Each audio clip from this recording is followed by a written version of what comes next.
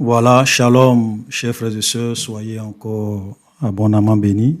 Donc, nous sommes dans une autre capsule sur notre chaîne Réponse Biblique TV. Et aujourd'hui, nous allons essayer de répondre à deux petites questions qui nous ont été posées. Voilà, comme je le dis, n'hésitez pas à poser vos questions dans les commentaires ou bien à envoyer vos questions sur WhatsApp. Même si je n'ai pas le temps de répondre à toutes les questions, je ferai quand même l'effort. Voilà, même si je ne réponds pas, je ferai quand même l'effort de noter vos questions et de répondre à ces questions-là au fur et à mesure dans les capsules. Voilà. Donc, ne pensez pas forcément qu'on ne vous répond pas, ça veut dire que non. Souvent, quand on reçoit beaucoup de messages, franchement, je vous assure que ce n'est pas évident. Donc, comprenez-nous, mais comme la chaîne Réponse Biblique TV existe, donc nous allons répertorier vos questions et au fur et à mesure, on va sélectionner les questions les plus pertinentes et on va essayer de leur répondre à ces questions-là pour que le plus grand nombre soit édifié. Donc, n'oubliez pas de vous abonner et d'activer la cloche de notification. Donc, vous cliquez sur abonner et puis il y a une cloche qui apparaît, vous cliquez là-dessus et vous cliquez sur la première option, toutes les notifications. Voilà, pour être notifié quand on publie de nouvelles vidéos. Partagez nos vidéos. Si vous aimez les capsules que nous faisons, mettez des likes, faites des commentaires. Voilà. Partagez pour que le plus grand nombre soit vraiment édifié parce qu'aujourd'hui, nous sommes dans des temps de grande confusion. Les gens ont des préoccupations et ils n'ont pas forcément la bonne réponse. Donc, nous voulons vous donner des réponses correctes et claires, bibliquement parlant. Amen. Donc, nous allons répondre à deux questions. La première question, c'est quel est le sens que nous pouvons donner au baptême de Jésus? Pourquoi Jésus s'est fait baptiser? Parce que Jésus n'était pas un pécheur. Jésus n'a jamais commis de péché. Jésus, je ne sais pas, mais pourquoi il s'est baptisé? Alors que ceux qui se faisaient baptiser par Jean-Baptiste, c'était des gens qui venaient confesser leurs péchés, qui croyaient au message de Jean-Baptiste et ensuite qui se faisaient baptiser. Mais pourquoi Jésus a été baptisé? Quel est le sens qu'on peut donner au baptême de Jésus? Et une autre sous-question qui est liée à cette question, les gens, par exemple, qui meurent sans être baptisés, est-ce qu'ils sont sauvés? Voilà. Est-ce qu'ils sont sauvés? C'est une question que les gens souvent posent. Vous avez même des plaisantins souvent qui vous disent que si tu n'as pas été baptisé au nom de Jésus, même si tu as été baptisé au nom du Père, du Fils et du Saint-Esprit, tu n'es pas sauvé. Des gens, ils sont dans l'erreur. Ils sont dans l'erreur et dans l'égarement. Et la deuxième question à laquelle nous allons répondre, c'est vraiment une petite question. C'est un frère qui nous a demandé combien de fois Dieu a créé l'homme? Parce que quand on lit dans Genèse chapitre 1, Dieu a créé l'homme. Quand on vient dans Genèse chapitre 2, on voit encore que Dieu a créé l'homme. Voilà. Combien de fois Dieu a créé l'homme? Donc, on va essayer de répondre à ces deux questions. Voilà. Maintenant, pour la première question, quel est le sens que nous pouvons donner au baptême de Jésus? Parce que lorsque nous lisons Matthieu chapitre 3, à partir du verset 5, les habitants de Jérusalem, de toute la Judée, de tous les pays des environs du Jourdain se rendaient auprès de lui, parlant de Jean-Baptiste, et confessant leurs péchés, ils se faisaient baptiser par lui dans le fleuve du Jourdain. Donc souvent même vous avez des oustas musulmans qui ne comprennent ni les Écritures, ni la puissance de Dieu. Ils disent que oui, si Jésus s'est fait baptiser par Jean-Baptiste, c'est que lui aussi il a confessé ses péchés avant de se faire baptiser. Donc Jésus vivait dans le péché. C'est terrible. C'est pour cela que souvent je suis étonné de voir des chrétiens aller perdre leur temps pour aller suivre les vidéos des oustas des musulmans. Qu'est-ce qu'un musulman peut te dire sur la parole de Dieu? Il n'a ni l'esprit de Dieu, il n'a ni la connaissance. C'est un musulman qui va venir t'expliquer ta Bible. Oh bon. Et souvent ils arrivent à déstabiliser la foi des gens. C'est terrible. Alléluia. Et donc, quand nous venons dans la suite, dans le verset 13 de Matthieu chapitre 3, Alors Jésus vint de la Galilée, du Jourdain vers Jean-Baptiste pour être baptisé par lui. Mais Jean s'y opposa en disant, c'est moi qui ai besoin d'être baptisé par toi et tu viens à moi. Jésus lui répondit, laisse faire maintenant, car il est convenable que nous accomplissions ainsi tout ce qui est juste. Et Jean ne lui résista plus. Donc le sens du baptême de Jésus, c'était simplement pour accomplir tout ce qui était juste et faire la volonté de son Père, être un modèle pour nous, nous donner l'exemple. Amen.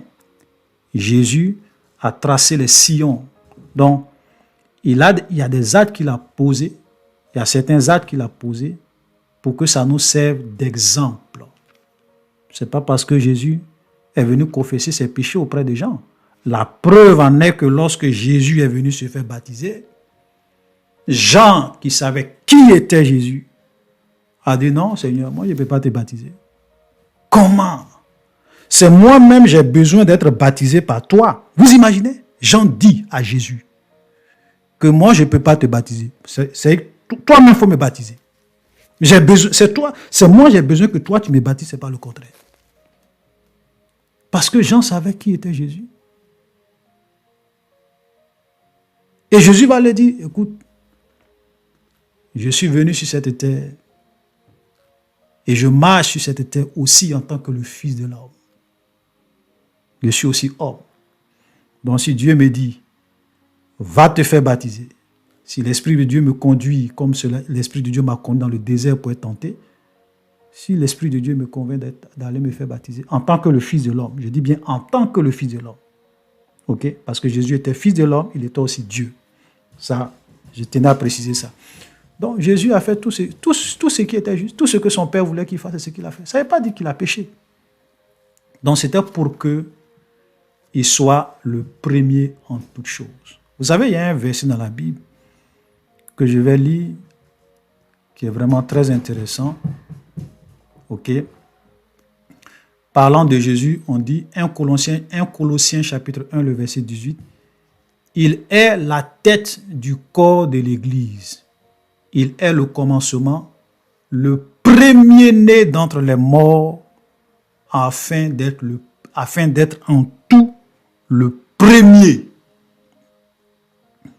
Jésus devrait être en tout le premier dans certains domaines clés. Donc, même quand on dit le premier-né d'entre les morts, ça veut dire quoi? Ça veut dire que Jésus est le premier à être mort et à être ressuscité et à ne plus jamais connaître la mort. Il est le premier-né d'entre les morts, afin d'être en tout le premier. Donc, tous les Paul, les Pierre, tout cela, ils attendent la résurrection des morts. Donc, Jésus est le premier qui a connu la résurrection, qui est revenu à la vie et qui ne va plus jamais mourir. Jésus a ressuscité des gens, mais après ils sont morts. Amen. Jésus ressuscité ne meurt plus jamais. Donc, il est le premier-né d'entre les morts. Voilà le sens. Ce que ça veut dire, premier-né d'entre les morts. Enfin d'être en tout le premier. La Bible même nous dit qu'il est le premier-né de toute la création. Ok? Voilà. Le premier-né de toute la création. Même quand on lit Romains chapitre 8, on va lire d'abord Romains chapitre 8, le verset 29, on dit « Car ceux qu'il a connus d'avance, il les a aussi prédestinés à être semblables à l'image de son Fils, afin que son Fils fût le premier-né entre plusieurs frères. » Amen. Jésus devrait être le premier en toutes choses. Amen. Je vais aussi lire un autre verset. Colossiens chapitre 1, le verset 15. Il est l'image du Dieu invisible, le premier-né de toute la création. Voilà. OK? Il est l'image, le premier-né de toute la création. Et ici, quand on dit Jésus est le premier-né de toute la création, cela ne veut pas dire que Jésus est une créature. C'est pour cela qu'on prend très bien le soin pour dire qu'il est l'image du Dieu invisible. Ok, le premier-né de toute la création, le verset 16 qui suit dit « Car en lui ont été créées toutes les choses qui sont dans les cieux et sur la terre, les invisibles, les visibles, trône, dignité. » Voilà. Donc ici, puisque c'est lui qui a créé toutes choses, comme il peut être lui-même une créature. Mais quand on dit le premier-né de toute la création, c'est un peu pour mettre en évidence la position de primauté de Jésus. Parce que le premier-né dans une famille, c'est lui qui est l'héritier, c'est lui qui en fait qui est le chef après son père. Donc il est le premier dans toute la famille. Il faut que Jésus soit le premier en toutes choses.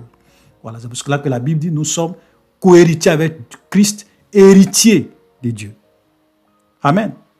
Donc ça, ce sont des choses. Donc je cite tous ces versets-là simplement pour vous faire comprendre que quand on dit, quand Jésus s'est fait baptiser, c'était pour être un exemple pour nous.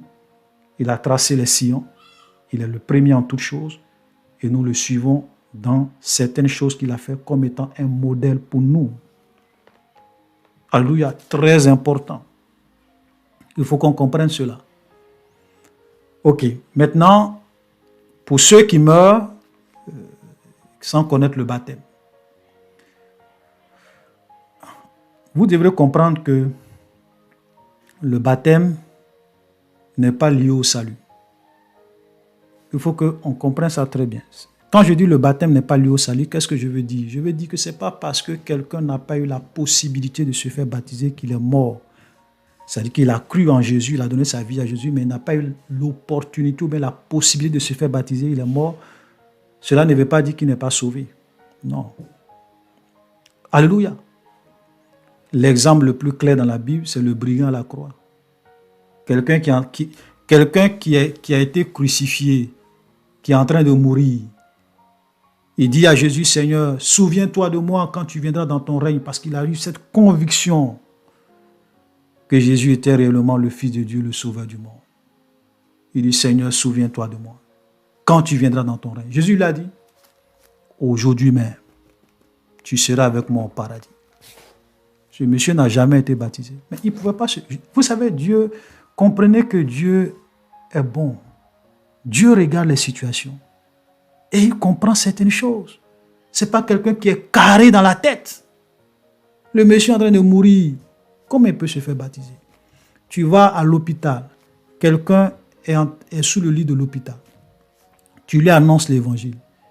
Et dans ça, il est convaincu, il accepte Jésus. Mais malheureusement, 2 jours après, il n'a même pas eu le temps de se rétablir. Il est mort. Mais pourquoi Dieu va dire non? Parce que tu t'es pas fait... Non. Dieu comprend. Il est sauvé. Alléluia. Voilà, ça c'est très important. Même vous pouvez aller même dans certains pays. Dans certains pays où aujourd'hui, même quand tu es chrétien, on peut te tuer pour ça. Si on apprend même que tu es chrétien, on peut te tuer pour ça.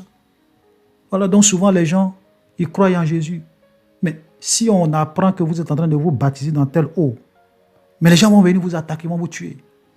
Donc il y a des situations, des pays, des environnements, des cas où les gens n'ont vraiment pas l'opportunité d'obéir à la parole de Jésus pour se faire baptiser. Dieu comprend. S'ils meurent, ils vont au paradis. Alléluia. Ça, c'est très important. Donc, faisons vraiment cette distinction. Donc, je voulais vraiment répondre à cette préoccupation-là rapidement. Donc, pour gagner en temps, maintenant, la deuxième question, c'est combien de fois Dieu a créé l'homme? Eh bien, Dieu a créé l'homme une seule fois. La Bible n'a jamais dit que Dieu a créé l'homme une première fois, Dieu a créé l'homme une deuxième fois. La confusion vient du fait que quand vous lisez la Bible, essayez de comprendre la logique d'explication de la parole de Dieu, la logique de narration de la Bible. Quand vous lisez Genèse chapitre 1, ici, par exemple, quand nous lisons Genèse chapitre 1, on va lire un peu. Genèse chapitre 1, verset 26. Puis Dieu dit, faisons l'homme à notre image, selon notre ressemblance, et qu'il domine sur les poissons de la mer, sur les oiseaux du ciel, sur le bétail, sur toute la terre, sur tous les reptiles qui rampent sur la terre. Dieu créa l'homme à son image, il le créa à l'image de Dieu, il créa l'homme et la femme. Verset 29, Dieu les bénit et Dieu leur dit, soyez féconds, multipliez-vous, remplissez la terre, l'assujettissez, dominez sur les poissons de la mer, sur les oiseaux du ciel et sur tout animal qui se meut sur la terre. Donc quand Dieu a créé l'homme, ici, dans Genèse, voilà ce qu'il va leur dire. Il a créé l'homme et la femme à son image. Maintenant, quand on vient dans Genèse chapitre 2, on va même lire les premiers versets. Ainsi fut créé les cieux et la terre. Dieu acheva au 7e jour son œuvre qu'il avait faite. Il se reposa au 7e jour de toute son œuvre qu'il avait faite. Maintenant, quand on dit Dieu bénit le septième jour, il le sanctifia parce qu'il se reposa de toute son œuvre qu'il avait créée en la faisant. Bon, peut-être que dans une autre vidéo, on va expliquer ce que ça veut dire quand on dit Dieu se reposa le septième jour. Certains musulmans qui ne comprennent ni les Écritures ni la puissance de Dieu viennent déformer cette parole. Mais ce n'est pas l'objet de cette vidéo. Amen. Maintenant, quand on vient au verset 7 du chapitre 2, l'Éternel forma l'homme de la poussière de la terre, souffla dans ses narines, et ainsi de suite, on va décrire encore. En fait, dans le chapitre 1, on te présente de façon générale comment Dieu a créé toutes choses jusqu'au septième jour où il s'est reposé. Amen. Maintenant, quand on vient un peu dans la suite du chapitre 2, on va maintenant rentrer un peu dans les détails pour expliquer comment Dieu a créé l'homme. Il a pris la poussière de la terre, il a soufflé dans ses narines un souffle de vie, et l'homme est devenu une âme vivante. OK? Et puis après, il a fait endormir l'homme, parce qu'il a vu qu'il n'est pas bon que l'homme soit seul. Il va prendre une desque, il va former la femme. Donc là, on rentre dans les détails pour dire comment Dieu a créé dans les faits, OK, l'homme et la femme. On te donne maintenant plus de détails. Donc, il ne faut pas ici voir les choses de façon chronologique. Pour dire que parce que Dieu a créé l'homme au chapitre 1, et puis Dieu a créé l'homme encore au chapitre 2, donc ça veut dire que Dieu a créé l'homme 2 fois. Non, ce n'est pas ce que ça veut dire. Voilà, c'est une manière d'expliquer les choses. Il faut comprendre la logique. Ok, c'est très important. Même quand vous lisez certains livres de la Bible, tels que par exemple l'Apocalypse, tout ce que vous lisez dans le livre de l'Apocalypse, ce ne sont pas des choses qui sont dans un ordre forcément chronologique. Ce n'est pas tout qui est chronologique du chapitre 1 jusqu'au chapitre 22, non. Voilà, donc voilà ce que je voulais dire. Donc j'espère que cette petite capsule vous a édifié. Soyez bénis, posez vos questions, partagez nos vidéos, faites des commentaires et que le Seigneur vous bénisse abondamment. Shalom.